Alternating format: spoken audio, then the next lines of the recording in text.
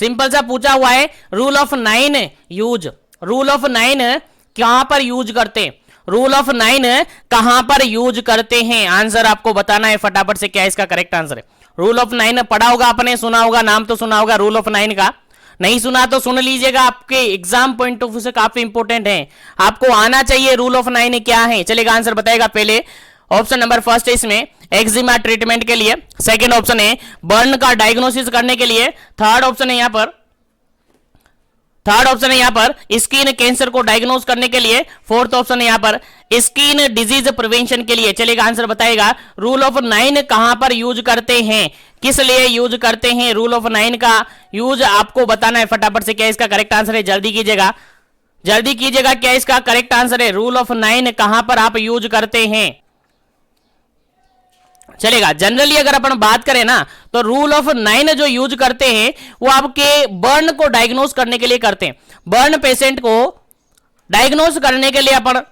क्या करते हैं, रूल ऑफ 9 का यूज करते हैं। किसके लिए, ऑप्शन नंबर यहां पर सेकंड बिल्कुल करेक्ट आंसर है, ऑप्शन नंबर सेकंड यहां पर बिल्कुल करेक्ट आंसर है, बर्न डायग्नोसिस के लिए। अब रूल ऑफ 9 में क्यों चेक करते हैं, रूल ऑफ 9 इसलिए चेक करते हैं ताकि अपन चेक आउट कर सके कि बर्न कितना परसेंट हुआ, टोटल बॉडी सरफेस का कितना परसेंट आपका बॉडी सरफेस एरिया बर्न हो चुका है,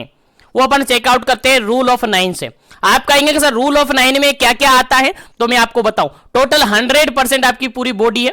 टोटल 100% आपकी पूरी बॉडी है, उसके अंदर अगर अपन बात करें सबसे पहले हेड और नेक की, हेड और नेक की अगर अपन बात करें तो इसका टोटल अपन सरफेस मानते हैं 9%, याद रखेगा, टोटल सरफेस मानते हैं 9%, याद रखेगा, हेड और नेक की बात कर रहा हूं, हेड और नेक आपका 9% एरिया कवर करता है। उसके बाद आपका राइट अपर एक्सट्रीमिटीज की बात करूं, राइट अपर एक्सट्रीमिटीज की बात करूं तो आपकी दोनों राइट अपर एक्सट्रीमिटीज 9 होती है, कितनी होती है, 9 होती है, याद रखेगा, दोनों कितनी हो गई, 9 होती हैं, राइट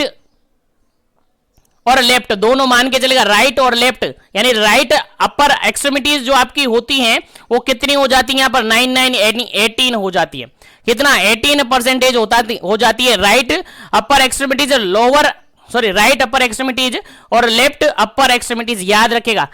यानी अपर एक्सट्रीमिटीज दोनों 9% होती है, यानी टोटल कितनी हो जाती है, 18% हो जाती है। उसके बाद आपका एंटीरियर ट्रंक होता है, क्या होता है, एंटीरियर ट्रंक की बात करें तो आपका एंटीरियर ट्रंक होता है 18%, आपका पोस्टीरियर ट्रंक होता है आपका, ये भी होता है आपका 18%, पोस्टीरियर ट्रंक आपका कितना 18%, और आपकी राइट और लेफ्ट लोअर एक्सट्रीमिटीज, क्या lower extremities, right and left lower extremities की बात करें, लोअर एक्सट्रीमिटीज की बात करें तो ये आपकी दोनों होती हैं 18 और 18% ये होती हैं, और आपका पेरिनियम होता है, आपका पेरिनियम होता है सिंगल 1%। चलेगा, ये टोटल परसेंटेज मिलकर आपका पूरा 100% बनाता है, देखिएगा 18 और 18 ये चलेगा, प्लस कीजिएगा एक बार से कितना बनता है, फटाफट से आंसर कैलकुलेट कीजिएगा, पूरा 100 तो हो गया ना, ज्यादा तो नहीं हो गया ना, बाद में आप कमेंट करेंगे सर आपने तो ज्यादा बता दिया, पूरा एक बार से कैलकुलेट कीजिएगा, टोटल हो गया ना। सबसे पहले आपको 9 आपकी हेड और नेक करना है, 9 हेड और नेक करना है, यानी आपकी हेड और नेक कितना परसेंटेज कवर करती है,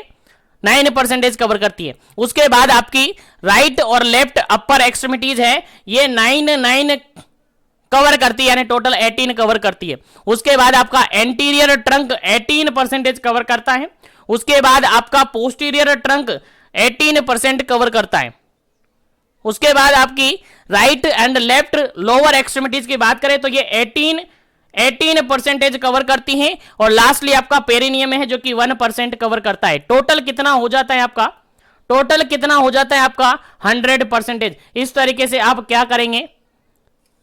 बर्न पेशेंट को डायग्नोस कर पाते हैं। इसीलिए रूल ऑफ 9 कहां पर यूज किया जाता है, बर्न पेशेंट को डायग्नोस करने के लिए काम में लिया जाता है। याद रखेगा, इंपॉर्टेंट क्वेश्चन है, आपके एग्जाम पॉइंट ऑफ व्यू से याद होना चाहिए।